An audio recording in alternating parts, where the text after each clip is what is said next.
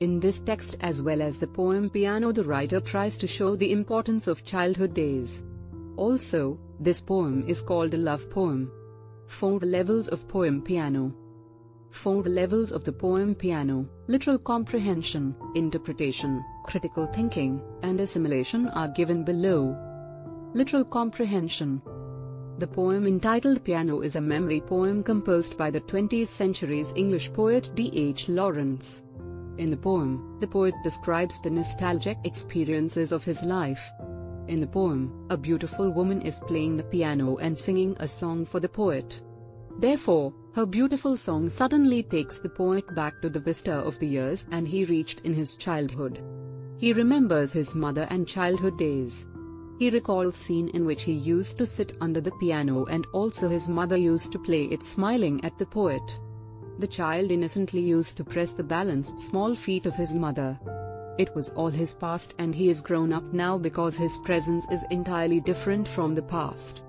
The woman who is singing a song makes him remember the old Sunday evening. Then, memories reciting of hymns in the most comfortable sitting room. When the poet starts thinking of his past, the present song of a woman turns out to be worthless. He doesn't want to listen to the song sung by the woman, because her music and song is sweet, but his remembrance of the past is far sweeter than that. Though his past is pleasant, he can't get it back even if he pays millions and billions. His past has gone away forever and he can never reach there. Therefore he weeps like a child for his past, throwing his manhood in the flood remembrance. The song makes the poet sink deep into the recollection of childhood days. Hence, the song can't impress the poet, but he thinks it is useless to bust in the glamour. Interpretation. Maybe this poem is trying to reflect that music has power and no one can keep aloof from music. Music can touch our hearts and it makes us remember our past. Music can melt emotions and feelings. We could easily the music match real life situations. It also tries to reflect that the childhood stage is very important because it can't be forgettable. The text also reflects the impressions and glamour of the childhood stage. The poet noticed that some memories might give bad shocks to people with sentimental minds. Critical thinking. The piano poem is lovely and sweet to read, but it can raise some questions in the mind of readers. Naturally, the memories give a great shock to the passionate person now and then, but some of the statements are not agreeable to me. According to the poem, to cries like a child for his past. Hence, some questions are as follows. Can we achieve the past only by crying?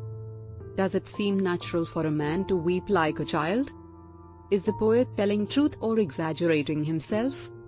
Isn't he trying to sympathize with the reader by presenting himself as a self-hearted man? He ignored the music played by a woman who helps him to remember his past. Does sweet music ever become glamorous? Hence, I don't agree with the total assimilation. After reading this poem, I came to know that past events can't be forgotten quickly. They significantly affect the lives of people of sentimental minds more than in the life of average people.